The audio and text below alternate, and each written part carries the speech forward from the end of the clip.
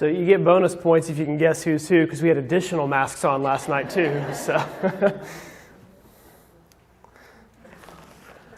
these, you can tell obviously we had our Harvest Festival last night, just a few shots that Jim was able to get for us. Obviously it looked a little bit different outside. Normally we do it right here in this room, but we were able to take it outside last night and kick it up to earlier in the day. And we were a little bit apprehensive because all week long it was telling us it was going to rain and be about 50 degrees. And then we had mid-60s and sunshine, and it was awesome. So we had great weather.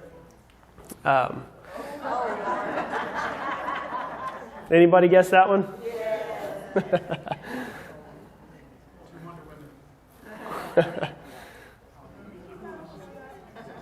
That kid's kind of cute.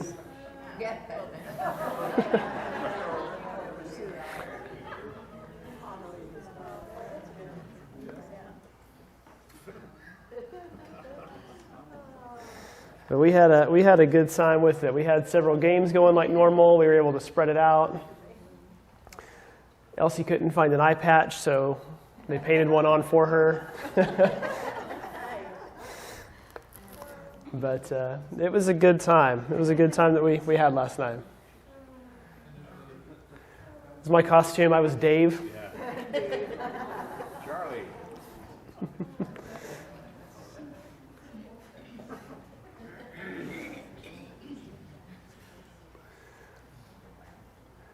But we this is something we look forward to every year. This is an event for us that basically the primary reason we do this event every year is to give the community a safe place for kids to come and have a good time, a safe place for them to come and just enjoy the spirit of the day. And I know Halloween's a week away, but we went ahead and did ours early because there's other stuff next Saturday as well too. And with everything that's going on and with what little list of activities that have been available all summer and fall, we wanted just to give as many opportunities for parents to take their kids to do stuff as we could. And so we went ahead and bumped it up a week. I know some of you were asking, this isn't an announcement for our church, but some of you were asking about River Valley. They're not doing their thing downtown like normal. They're doing a smaller event at the Redwood campus next Saturday. So if you've got kids and want to go, I talked with Tyler Goins last night. He's their campus pastor over there. He said we're doing a candy scavenger hunt at 3 o'clock at their Redwood campus. So nothing with River Valley downtown next weekend like normal, but they'll have something across. So their Redwood campus is across on Midway. Just because there's always confusion between us and that campus, it's over there. There's nothing here next Saturday. We had a funeral here one Saturday afternoon. This has been a couple of years ago. They were having one over there at the same time, and people showed up at the wrong places for the wrong funerals. I've never had anybody get up and leave a funeral before until that one. And they realized, this isn't the right person. I was supposed to be over there. So it's over there. There's nothing. You come here, nobody's going to be here next Saturday. But I just want to take a moment, though, because we had so many people make stuff like this happen. So if you were at all involved last night, either you were here volunteering or you were here during the week helping us set up, would you stand real quick so that we can just recognize you?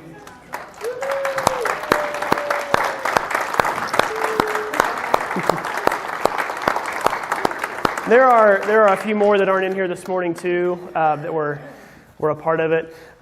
This obviously is unlike anything we've done before. I mean, it was the same concept, but a little more detail and planning had to go into it to move it outside. Tanya and Christine headed it up and put together a great event with the help from everybody else too. So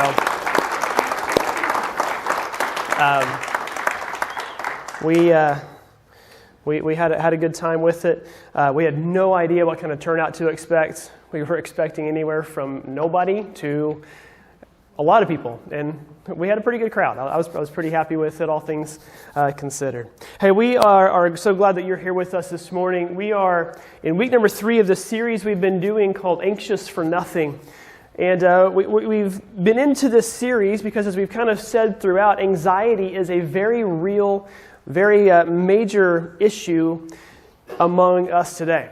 We kind of said this, that anxiety is the number one health issue, mental and physical combined, health issue among women in the United States today. It's the number two health issue among men in the United States today. And I want to just give you a couple of figures here, a couple of numbers that if you just see these two numbers, they're not going to make a whole lot of sense to you. But these are two numbers that deal with anxiety. The first, 18%, that's how many people in the U.S. today struggle with anxiety.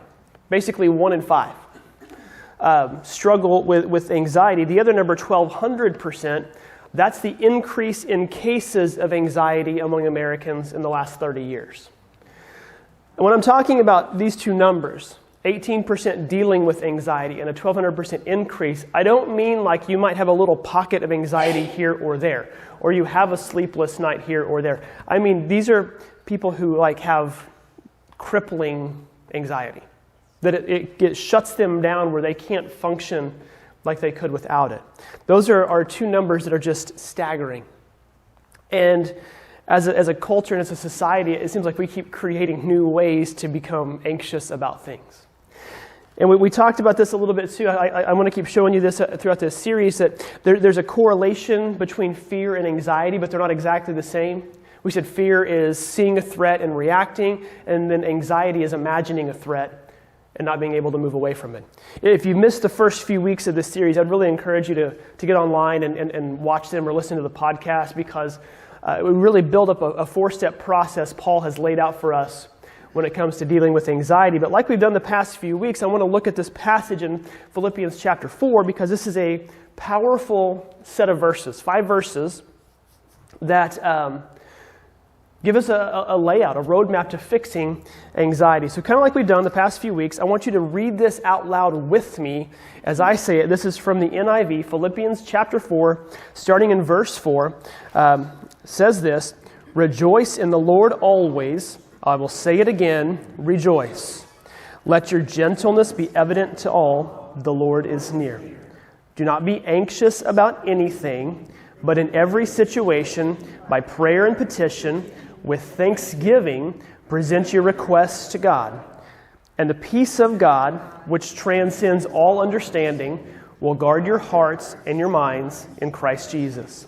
Finally, brothers and sisters, whatever is true, whatever is noble, whatever is right, whatever is pure, whatever is lovely, whatever is admirable." Sorry, I forgot to fix that slide again.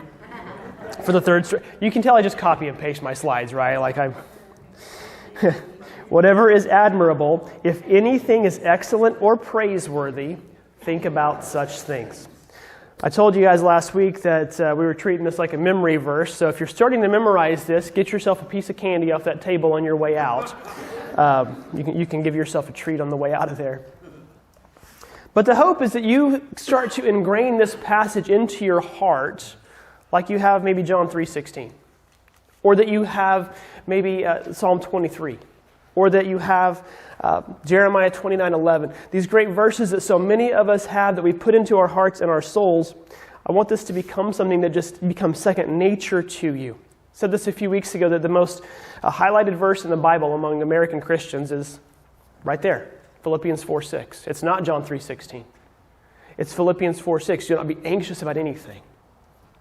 And we've kind of looked at the first two steps of this process that Paul lays out here in these 5 verses.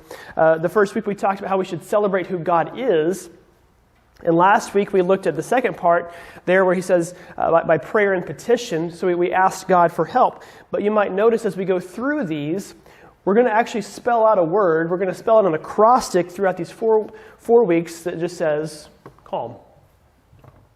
That's how these set up. Celebrate who God is, ask God for help. Today, we're going to look at what L stands for, and we're going to focus really on 2 words out of this whole passage. We're going to list what we're thankful for. Next week, the M. You got to come back next week to find out what the M's all about. Hope I don't spike your anxiety wanting to come back to find out what the M is all about.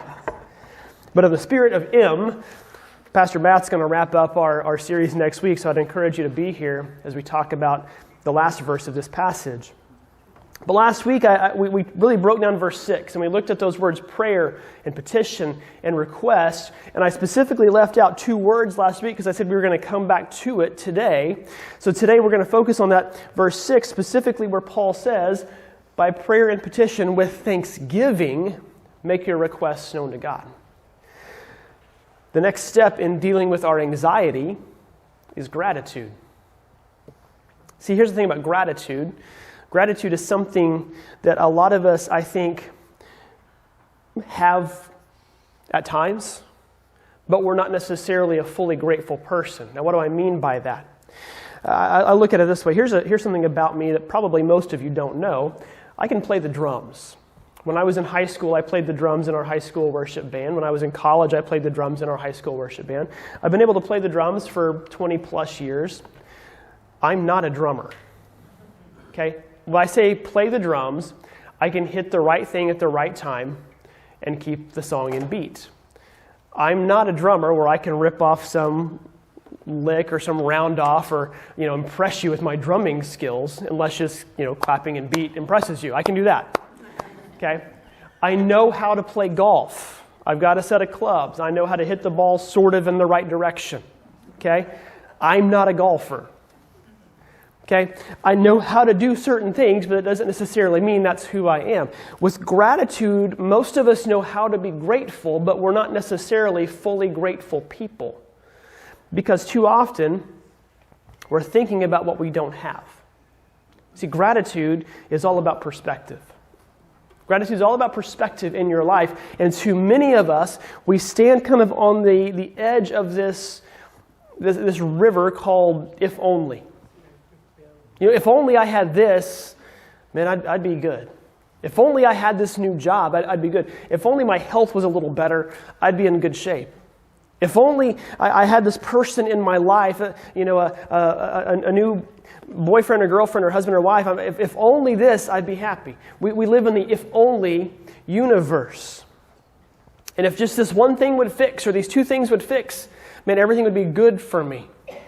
In his book, Max Lucado writes this. He says, the good life begins not when circumstances change, but when our attitude toward them does. See, here's the thing about gratitude. Gratitude is a choice that you actively make regardless of what's going on around you. Gratitude, pardon the rhyme, is an attitude. And I'll probably catch myself saying this, the attitude of gratitude, all morning long. But gratitude, it's a mindful awareness of all the benefits you have in life. And too often, we struggle with this because we are too caught up maybe in what somebody else has. We talked about this a little bit a couple of weeks ago. One of the major reasons I think we have anxiety in our world today is we're just so aware of everything. And social media has made us aware. We see each other's posts on social media, posts on Facebook. And specifically, what do we post on Facebook? We post our highs and then maybe like our extreme lows. We don't post just like our mundane. Okay, we don't post like, I just didn't have the best day today. Like, how many times, let's see a show of hands, how many of you have posted on social media in the last year, came home and had a peanut butter and jelly sandwich today? We don't post that. Nobody cares, right? What do we post? I got a new car. I went on a vacation. Had lunch with one of my best friends I haven't seen in decades. Don't get me wrong. These are great things to be grateful for. But then what do I see when you post that? Man, I haven't talked to my friends from a decade ago in a long time. At least a decade ago. Man, I'd love to have the time to go on a vacation. We just start saying, it's not that we can't be happy for other people, but we start realizing what we don't have or what we're not getting to do. And that's where our perspective changes to that if only. And that's where it gets dangerous for us because gratitude really needs to work the other way around. We talk sometimes about this illustration of being in a car, and we've got this big windshield to look forward through and this tiny rear view mirror to look backward in. Why? Because God wants us to look forward, but He doesn't necessarily want us to forget what's behind us. We need to pay more attention to what's coming, though, right? But yet gratitude Gratitude kind of works this way. We can look into that rearview mirror and see what God's brought us through to know that we can be confident in what's coming in front of us. That's how gratitude works. See, the secret to gratitude is that we change our if only to already. Instead of saying, well, if only I had this great job, we can say, you know what? I've had a good job for a while. Maybe it's not perfect. Maybe I wish I made a little bit more money. Maybe I wish I got along with my coworkers better. Maybe I wish, I had better days off, but I've got a job and it's sustainable. It's steady.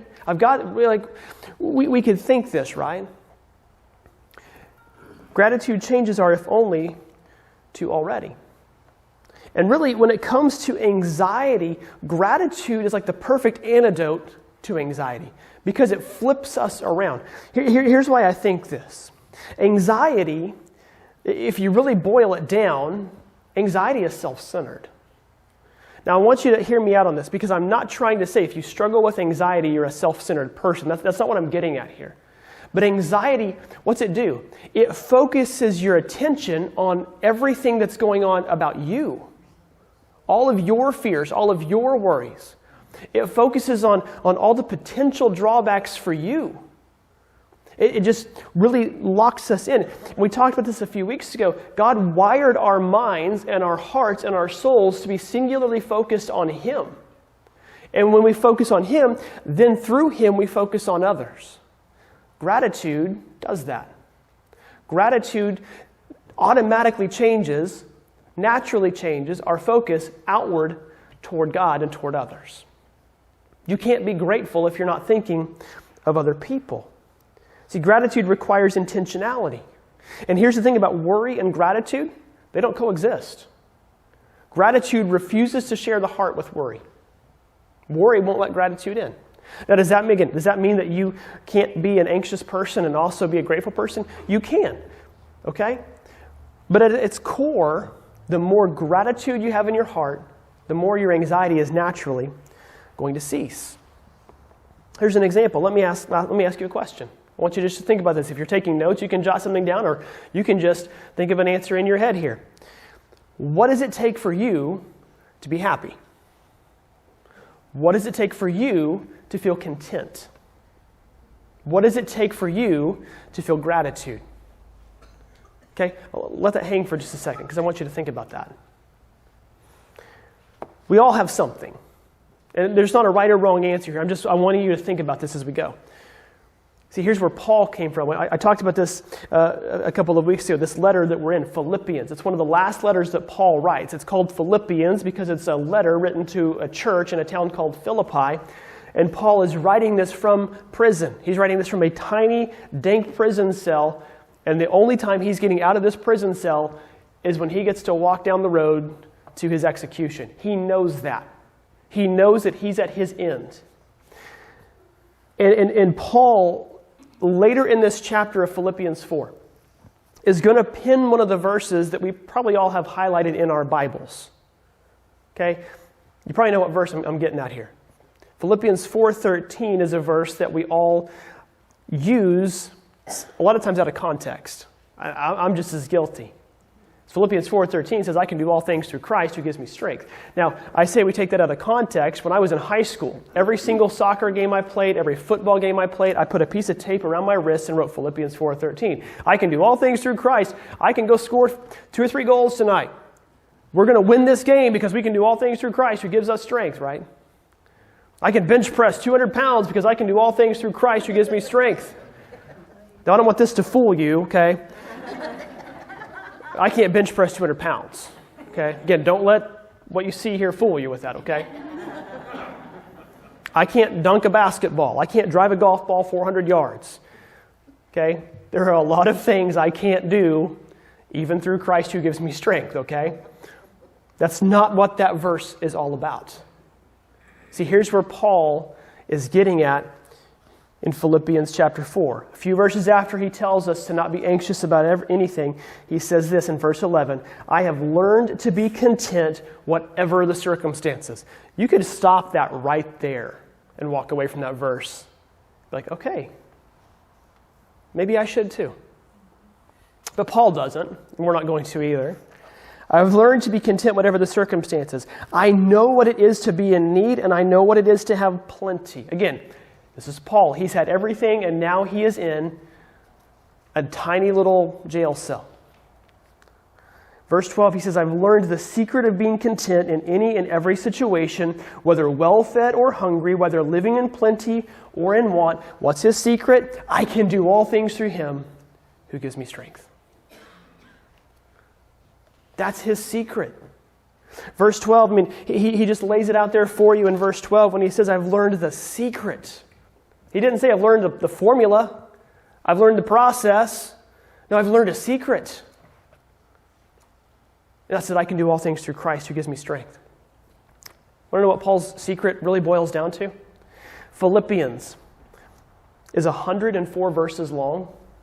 And in those 104 verses, he mentions the name of Jesus 40 times. Almost once every 2 verses, he mentions the name of God. What's the secret to gratitude? Jesus. How many of you were raised in Sunday school? That was always the answer, right? Jesus. It is here. That's the secret. It's Jesus. Paul focused on Jesus first all the time. Why? Because he knew this secret. Max Lucado writes it this way, and I agree. Contingent contentment isn't sustainable. I asked you a few minutes ago, what makes you happy? What makes you content? What makes you grateful? A lot of what we write down isn't sustainable. Okay? John chapter 4, Jesus is meeting with this woman in Samaria at a well, and he's using the illustration of water. And he basically says, you can drink this water and it's good for you, but guess what? Later you're going to need more water. You're going to be thirsty again. You can eat a great meal and later you're going to be hungry again. Why? Because they don't sustain us long term. Jesus does. That's what he tells the woman. I'm the living water. You drink me, you don't ever have to drink anything again. But when our contentment is contingent on other things, it is unsustainable, and it leads ultimately to resentment. It's a never-ending cycle. It's chasing the next thing that's going to make you happy over and over. So be like Paul, focus on Jesus first. Put him first, because you can do all things through him who gives you strength. You can focus and realize what it means to be grateful. And here's another good thing about gratitude, folks. Gratitude leads to a mindset of abundance. The more you think about what you have rather than what you don't, the more you realize, man, I've got more than enough. I've got plenty. We do this. I was talking with Lori last night after the Halloween thing. We were kind of talking about this sermon a little bit, and she was talking about one thing, and that led me to thinking about something else. But she made the comment. She goes, "Man, I get really frustrated when I'm driving down the road and hit a red light, and then hit the next red light, and the next red light, and the next red light. 4 or 5 in a row." I thought, I'm the same way. I am not a very good Christian when I'm driving the car. I'll just confess that right now. I'm not a very patient person. In red lights, sometimes I will make a right turn at a red light and drive 4 blocks out of the way just to keep moving. Because I think I'm in control, right? Yeah, I've got issues, I know. But, what could I do instead? I could be sitting at that red light going, this car has seat warmers. These are nice. My phone Bluetooths to my car. I can listen to stuff through my phone. I can listen to my podcast now instead of the radio. I've got a vehicle that works, that's reliable. I could be thinking that instead of another red light. Change our perspective. We start thinking about the attitude of abundance. And folks, it's good psychology, yes, but more than that, it's good theology. See, here's what I want to break down with you today. In verse 6, Paul tells us that through everything, with prayer and petition, with thanksgiving, we make our requests known to God. I love looking at the Greek. And I know most of you, that's probably not something you really think about, but the New Testament was written in Greek, and I love to look at it because it sheds a new light on the language. Sometimes our English Bibles don't quite do justice to what was originally written. That's not to say our translations are bad at all. Our translations are very good. They're more accurate than they've ever been. but we just see a little bit of a difference. If you know multiple languages, you kind of understand this. Even going from maybe English to Spanish, sometimes we lose a little bit in translation. But Paul uses a word in verse 6 that I hadn't caught this until this week. And I saw this word and it just jumped off the page at me. Because the word he uses for thanksgiving, the word he uses for gratitude that's used throughout the New Testament is a word that even if you don't know Greek, many of you are going to recognize and understand from a totally different perspective. It's this word right here, eucharisterios. Now, some of you aren't going to know what eucharisterios means, but that looks awfully similar to a word many of us have used in churches before, the Eucharist. Eucharist is kind of a fancy church word for communion. The Eucharist is the body and the blood of Christ that we share in every week. We do this every week. And I say this, we don't do this as a ritual or as a habit. We do this as an intentional reminder to be grateful for what Christ did for us on the cross. So when Paul says with thanksgiving, he's saying with eucharisterios, present your request to God. With gratitude and thanksgiving for what he did on the cross for you, present your request and make them known to God. And it's more than just eucharisterios, because we get actually a couple of more words out of this Greek word here that are equally as powerful and important for us in this. Right in the very middle of this, you get another word, charis. Charis is the Greek word for the grace of God. And there's another word hiding in here as well, too. It's the Greek word chara. That means joy. Gratitude, grace, joy. Those are an intentionally interwoven bit here by Paul. Again, I love the Greek language, and this is why. Because you see how these tie together. Grace, joy, gratitude. If you understand God's grace, you will have joy, and gratitude will be natural for you. I look at it this way. Grace is what we receive, joy is what we experience, and gratitude is what we give. How many of you can say, that's a pattern that works in my life? A lot of you probably can. And maybe if you can't, maybe you can start getting that pattern into your heart. Because we realize what makes us grateful is what we got in the first place. And this is an attitude of gratitude that just trickles down. And once it starts to trickle, folks, it can fill you up. Okay? If you've ever watched like a bucket get filled by a leak, it's just a drop at a time. And if you sit there and watch that, it's kind of like watching water boil. Just like, man, this is ridiculous, drop. You come back later, and now there's water there. It's filling up. You can let gratitude do the same thing in your life. And if you sit there and just start forcing it, it might not seem like it's working. But if you just look back on occasion, you're going to notice that bucket is filling higher and higher and higher. Let that trickle down through you, because what you will understand the more you focus on gratitude and focus on what you have is you'll understand this truth. What you have in Jesus is greater than anything you don't have in this world. And it's greater than anything that's forcing anxiety in your life in this world. Jesus is our ultimate. And here's what I want to challenge you with today.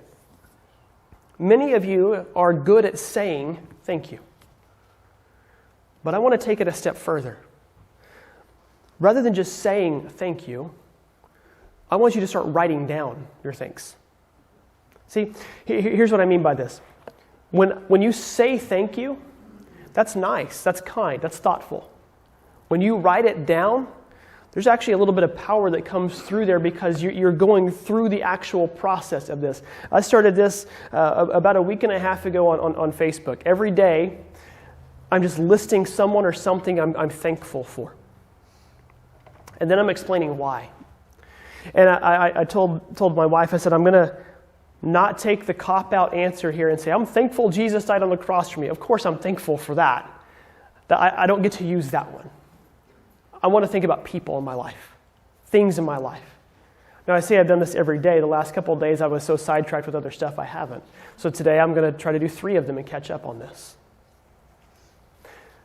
But I want to encourage you right now, whatever you've got, if you've got a phone, this is your permission to get your phone out in church, okay? Get your phone out. If you have a pen and paper, you can do it this way too. I want you to start making a list of things you're thankful for right now, okay? If you don't have something to write on, start writing them in your head. Just start making a list of names. Start making a list of things that you're grateful for right now. And as you're writing these, I'm going to give you a couple of mine. And I want you to see kind of why I'm doing this, because when you start to write these down, I said it's powerful, you're going to realize your gratitude is kind of like an onion. You're going to start peeling layers back, and it's going to go deeper than you realized. One person in my life that I'm grateful for is somebody I never met, and I won't this side of heaven. He's a man who did something about 75 years ago that set up something later in my life. It's a man named Dr. Seth Wilson. Dr. Seth Wilson was a preacher in southern Missouri. And about 75, 76 years ago, he started teaching the Bible, and eventually that became a school called Ozark Bible College that later became Ozark Christian College. Dr. Wilson founded this college, and he was the school's dean for 40 plus years. And again, I never met the man. But through him, he started something that has become so impactful to the church all around the world. Ozark is one of the top 2 or 3 Bible colleges in our brotherhood of churches. Ozark has pastors in every state, has missionaries all over the world. And even recently, a few years ago, with Boise Bible College, which we support and we send students to, Boise was struggling. Ozark reached out to them and said, "We got you. We've got you." And Ozark sent them a president. And Ozark has sent them professors. And they're making sure that Boise Bible College stays strong so that out here in our part of the country, 2,000 miles away, the gospel is still being taught.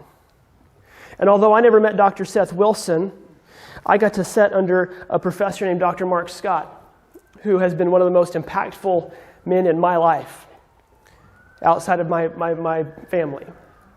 I had Mark for a preaching class, a practical ministry class, and I learned more about the nature of God and the Bible through his preaching class than maybe I ever have. Because when he tells you just how to preach, he cannot help but share who God is. And he's not even preaching to us. He's telling us how to preach. He's a man who just overflows with the gospel. I was blown away. I saw his Bible. He had a brand new Bible. He had just gotten it. And already it seemed like every other page had notes all over it. I'm like, "You just got this, like 2 days ago. You already read the whole thing?" And he's the kind of guy, when he gets a new Bible, he doesn't copy his notes from his old Bible. He starts fresh. He's a man who's worn out more Bibles than I'll ever own. He's a man who could walk up here today, preach a life-changing sermon without even opening his, because he's just so ingrained in his life. Guess who his mentor was? Dr. Seth Wilson. And Seth Wilson established Ozark with a mantra that trickles down that their professors today still use that goes this way: who we teach you to love is more important than what we teach you to know. Who we teach you to love is more important than what we teach you to know.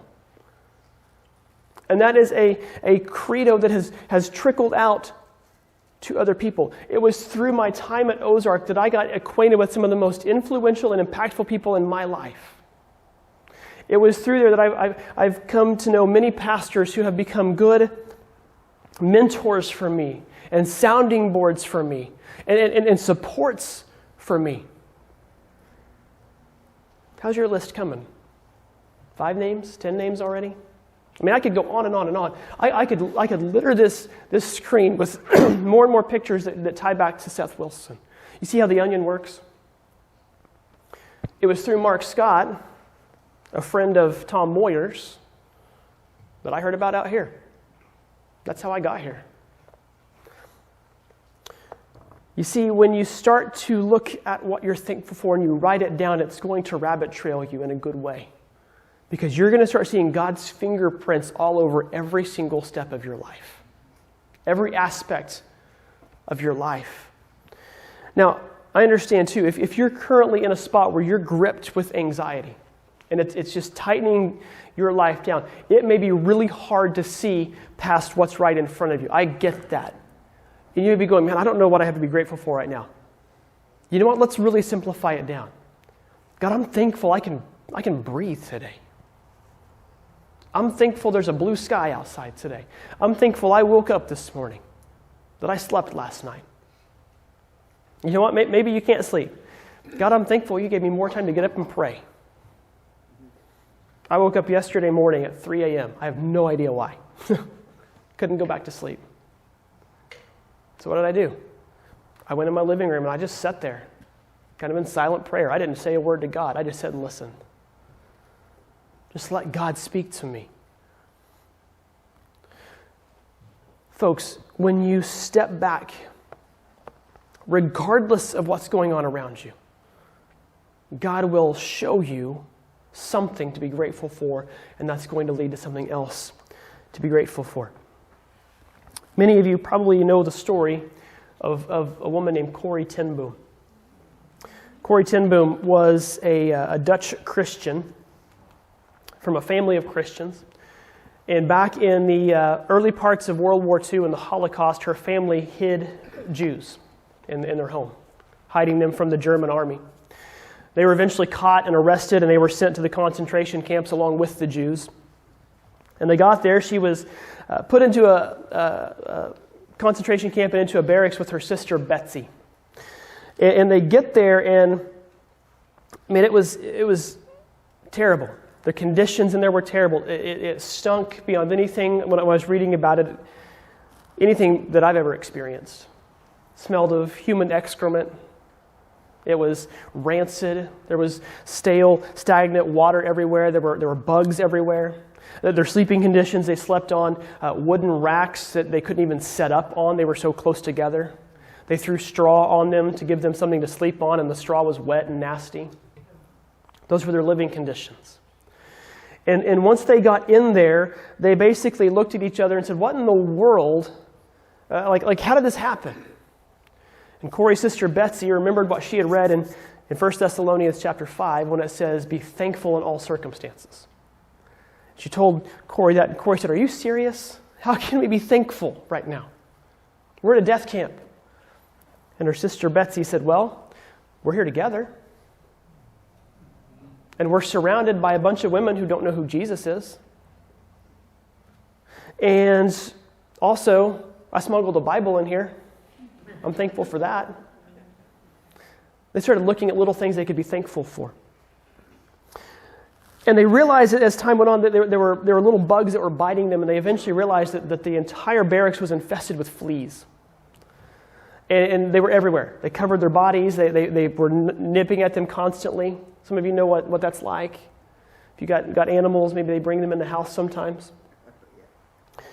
But they were trying to think of what they could be thankful for. And Corrie told her, she goes, I can't be thankful for these fleas. These are awful. These need to go away. Well, as time went on, Betsy got sick, and she became too sick to go work outside in other parts of the camp. Corrie could still go work in other parts of the camp. Betsy got too sick to do that, and usually that was a death sentence. Once you were of no use, they just put you to death.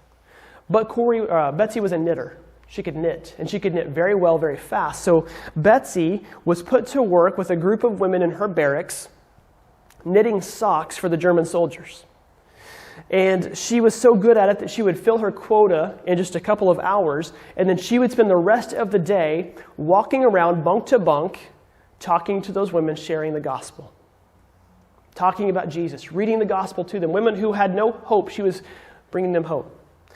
One day, after several months of this, the ladies kind of got into a bit of an argument over the socks because they weren't sure how many they were supposed to make in the different sizes.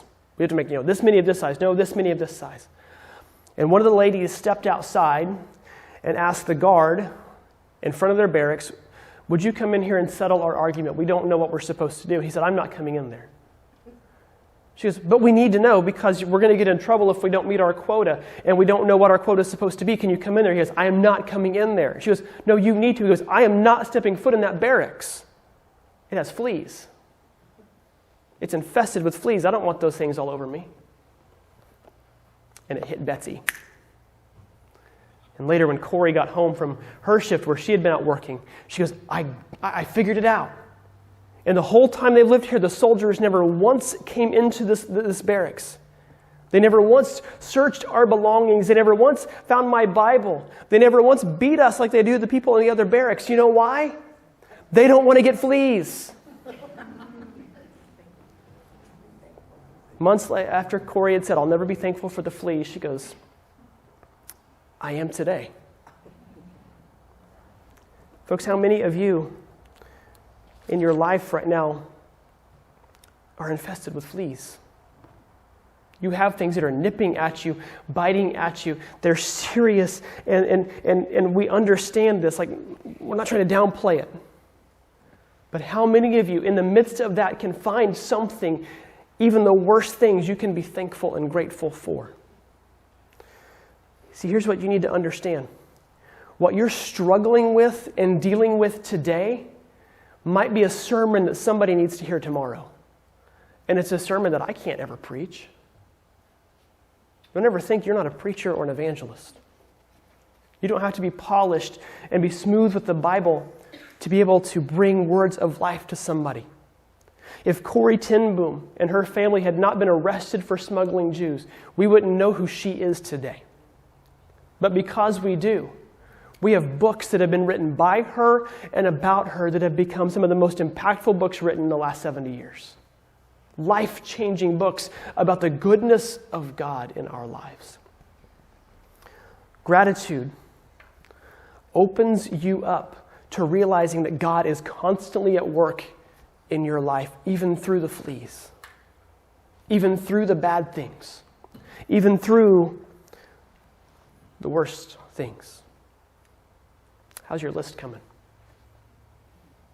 I want to encourage you. I want to challenge you this week. Write your list. A pastor in Kentucky that I admire, pastor of one of the biggest churches in the country, has always said, I just want to be grateful. Every single day he writes somebody a thank you card. He doesn't call them, he doesn't text them.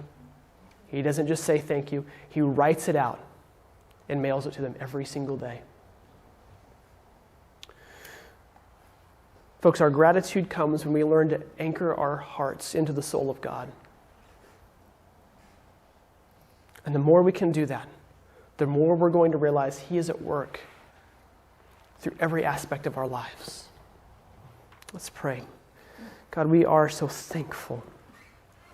We're so thankful, Lord, that You have just given us so much more than we can realize. And God, I know it's so easy to get caught up in what we don't have. It's so easy to get caught up in the bad things that we do have. But God, never let us lose sight that You're at work. Never let us lose sight of the fact, Lord, that You are still on the throne, that You're still in charge. And God, the lessons and the things that we get from one day, God, will have a profound impact on what we're going to get into the future as well, too. So, God, as we make lists in the coming days of what we're grateful for, God, I pray that would just open up our hearts to more and more gratitude towards You, towards Your plan, God, towards Your Son who went to the cross to redeem us and to restore us. God, we're so thankful for Jesus. We're so thankful for His life. We pray today in His name. Amen.